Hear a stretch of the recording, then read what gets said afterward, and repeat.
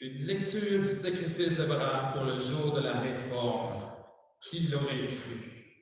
Vous auriez dû voir la face de Darla quand je lui ai annoncé ça par Zoom. Elle m'a regardé et elle m'a dit « Es-tu certain? » Moi-même, je me suis trouvé un petit peu audacieux sur le coup. Et l'audace, vous savez, parfois, peut nous mener sur des nouveaux sentiers, des nouveaux chemins. Un texte que pas beaucoup de personnes apprécient et que moi-même j'ai longtemps détesté. Je peux vous en dire quelque chose. Détesté jusqu'au jour où j'ai lu quelque chose de nouveau, quelque chose de différent, quelque chose qui m'a surpris et qui m'a renversé. Parce que le texte qu'on a lu ce matin, il s'inscrit dans une situation de retournement. Et c'est pour ça que je vous propose de partager avec vous une petite réflexion pour le jour de la réforme. Vous savez, durant mes études en théologie, il m'est arrivé un bon jour de tomber sur un vieux livre dans les rayons de la bibliothèque de la faculté. L'ouvrage en question était à propos de la guerre civile au Salvador entre 1979 et 1992, ainsi que sur la foi des gens qui l'ont vécu. Ai-je besoin de dire que plus de 100 000 personnes perdirent la vie, coincées entre deux partis qui s'étaient voués l'un à l'autre à l'éradication? Plusieurs témoignages se succédaient, et ce, autant de la part des parents que des enfants. Les familles brisées, non seulement par la guerre, mais aussi par la pauvreté, la violence et les problèmes de consommation. Des parents très pieux, en effet, mais brisés par les aléas de la vie. Hélas, il n'était pas rare, semble-t-il, que des parents pourtant très pratiquants négligent leurs enfants. Tout peut être imputé à la volonté de Dieu et l'on peut bien entendre ce que l'on veut. Malgré tous ces témoignages glaçants où l'on se sert de la religion pour justifier l'injustifiable, une anecdote m'a beaucoup touché. Celui d'un enfant dont les parents n'avaient rien de bien recommandable, sinon un dernier geste plein de sens. Ayant appris la venue de la guérilla dans leur village, les deux parents prirent leurs enfants et tentèrent de fuir. Mais ils furent toutefois cernés de toutes parts devant une rivière au courant mortel. Mourir fusillé ou mourir noyé, que faire alors? Ces parents si peu recommandables commirent l'impensable au nom de la vie, quelque chose qui était hors de leurs habitudes. Quelque chose en eux est venu renverser le cours de leur vie. Vous savez, Abraham ne provient pas d'un contexte très prestigieux. On a partagé les recherches de Lee Bonny-Jim sur le concept de la paternité dans la Genèse. Notre patriarche venait en fait d'une famille plutôt problématique où le père avait droit de vie et de mort sur tout ce qui lui était subordonné, dont ses enfants, qui étaient dans le fond ses possessions. Abraham provient bel et bien d'un monde qu'on pourrait peut-être qualifier de païen, un monde rythmé par les tragédies et les actes de violence. Un monde païen avec ses habitudes, ses manières de se représenter le monde, la famille, ainsi que l'autorité. Malgré son milieu difficile, notre patriarche s'est quand même mis en route pour connaître Dieu comme un petit enfant qui apprend à faire les premiers pas. S'il a eu ses bons coups et a su se montrer hospitalier avec les anges, par exemple, souvenez-vous qu'Abraham n'est pas sans avoir eu ses moments d'errance. Tromper les Égyptiens qui lui avaient offert l'hospitalité, sa difficulté à assumer son rôle de mari en faisant passer Sarai pour sa sœur. De même, l'épisode que je trouve peut-être, un des épisodes que je trouve le plus horrible, son incapacité à pleinement assurer sa paternité d'Ismaël et son incapacité de protéger l'unité de sa famille alors qu'elle était menacée par les jalousies et les abus de pouvoir. Abraham a beau être le père de tous les croyants, il n'a pas nécessairement été le meilleur père, ni le meilleur mari qui soit. Celui-ci a fait expérience de ses propres limites à travers son voyage vers la terre promise. Et c'est justement là-dedans, je pense, c'est justement dans ces douleurs-là et dans un contexte initiatique que s'inscrit le sacrifice d'Isaac. Ou devrais-je plutôt dire le sacrifice d'Abraham? Oui, je crois que c'est dans cette suite-là que s'inscrit le sacrifice. Cette longue suite de mauvaises habitudes qui, pourtant, ont permis à Abraham de découvrir ses limites et de mettre en lumière ses propres blessures à travers la découverte de qui est Dieu. Le sacrifice d'un fils.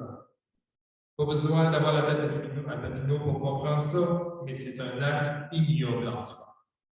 Comme le souligne Lévinas, ce geste dépasse toute raison et tout sens de la paternité. Emmanuel Kant va être encore plus sévère. Abraham, sacrifiant Isaac, démontre un signe d'importance au niveau de la morale. Êtes-vous choqué? En tout cas, moi, je voulais poser la question. Comment diable se fait-il que le Dieu d'amour ait ordonné quelque chose qui semble défier sa propre nature et ses propres commandements?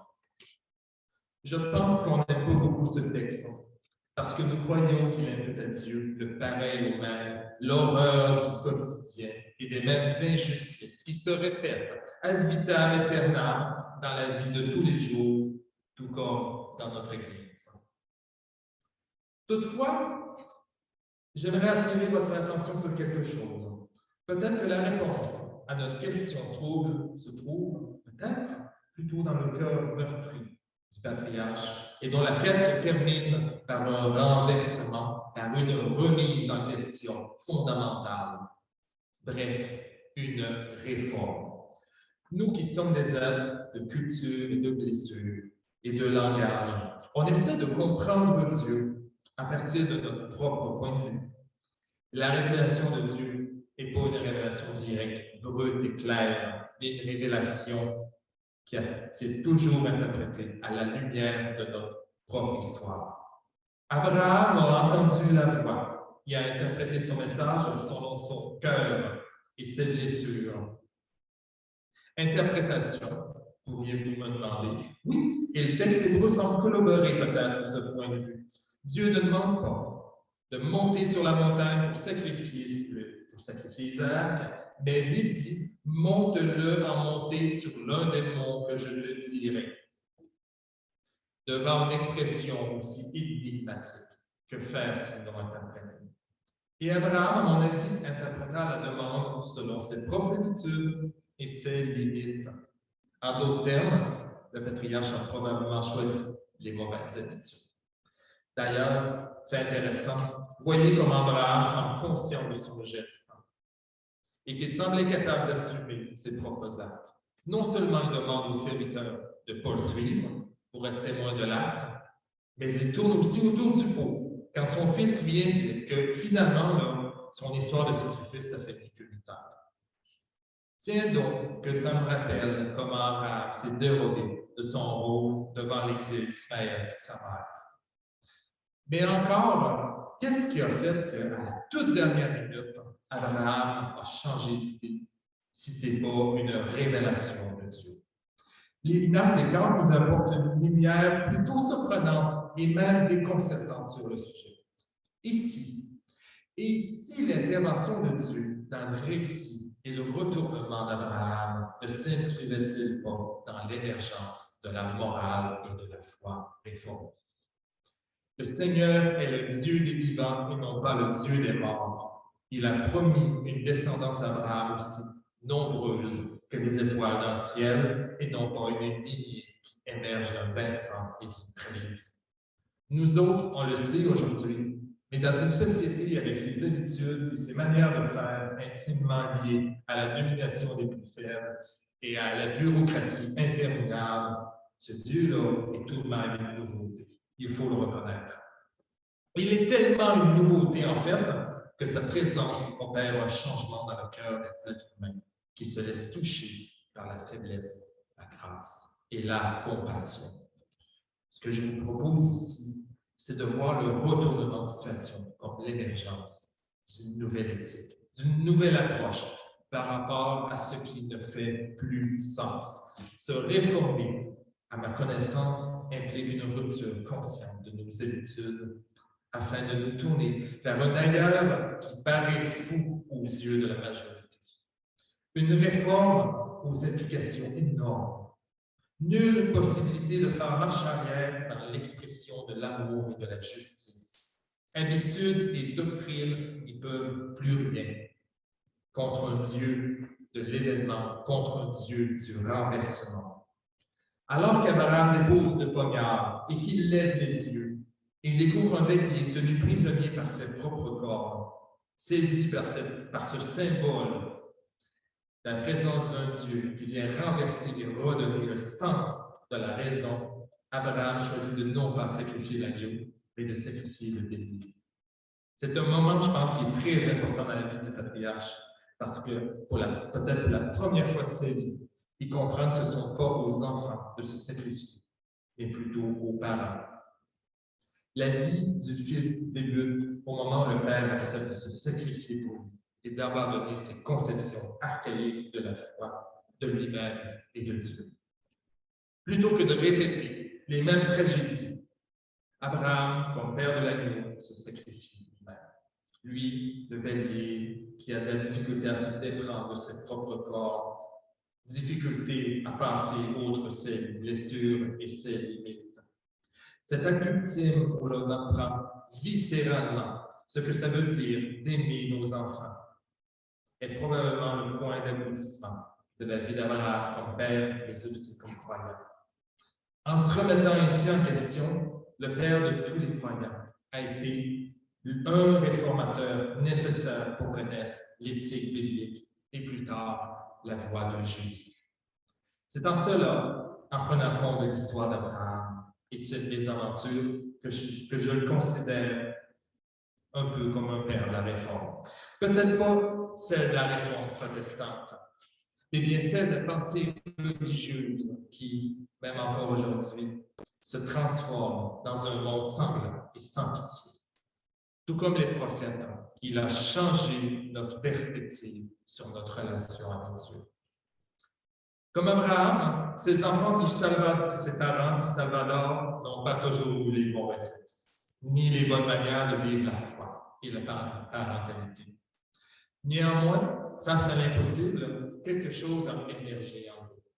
Coincés entre la rivière et la guérilla, ils choisirent le don de soi, traverser le courant, quitte à être emporté par le flot. Un après l'autre, le père et la mère seront emportés, mais sans qu'ils aient pu se tendre l'enfant l'un à l'autre. Ce dernier verra ce sacrifice comme la preuve d'amour ultime que ses parents infortunés aient pu lui offrir. L'espérance d'une vie meilleure au-delà de la rivière, symbolisant un passé douloureux et un avenir peut-être plus radieux. Comme ces parents imparfaits qui font face à des situations si dramatiques, nous aussi, on est appelés à servir et à aimer dans la fidélité de ce que l'on croit. Notre rôle est de nous renouveler sans cesse. Comme Abraham, comme Dieu devenu chair et suspendu à la croix, nous sommes appelés à nous donner entièrement aux autres, quitte à se laisser consumer par le risque de l'espérance dans le changement. Se réformer ne se fait pas du jour au lendemain. Non, non. On ne décide pas de placarder 95 thèses sur une porte à 6 heures le matin quand on prend sa douche. Ce que je veux vous dire, c'est que ça prend du temps, la réforme. Parce que ça exige de laisser notre esprit mûrir. Mûrir, oui, mais aussi d'accueillir un certain deuil. Le deuil d'habitude, le deuil des facilités, le deuil de nos perspectives, d'une identité de soi et de Dieu. Se réformer implique une transition entre le passé et l'avenir, nos perspectives présentes vers celles à venir. Se réformer est un retournement qui se fait bien souvent à l'intérieur même d'une urgence. Elle naît d'une situation de crise qui implique bien souvent la morale. Combien d'entre nous avons abouti à la paroisse Saint-Pierre en refusant l'habitude et les décisions trop faciles des grandes structures, des grands maîtres de temple, Combien de nous avons refusé au dernier moment de sacrifier injustement l'agneau qui devait assouvir nos consciences, assouvir, assouvir nos difficultés, nous faire oublier nos errances? Il faut une capacité énorme pour passer du sacrifice des autres au sacrifice de soi-même. Élie, lui, par exemple, il en a pris du temps. Rappelez-vous, ça lui a pris pas mal de mésaventures et d'argent pour comprendre que les stépettes au-dessus d'un enfant ou d'un hôtel n'étaient pas nécessaires. Même Martin Luther n'a pas eu une vie complètement exemplaire, comme Abraham, comme Élie, comme nous, même. Martin Luther a passé à travers les phases, j'en suis certain. La conformité, l'ignorance, la remise en question, l'indignation, le ressentiment, l'authenticité et aussi l'espérance en l'avenir. Se réformer n'arrive pas d'un coup de baguette magique, et à l'intérieur d'un travail sur soi-même qui est constant, irrégulier et à quelque part difficile aussi. À quelque part, comme Abraham, je vous invite à continuer votre chemin de réforme. Votre histoire, où notre mise en question et notre audace sont constants. En ce 31 octobre, on fête le jour de la réforme, n'est-ce pas? Mais en même temps, je vous invite à le vivre tous les jours de votre vie pour qu'on continue chacun et chacune à nous transformer au nom de l'Esprit qui nous habite. Amen.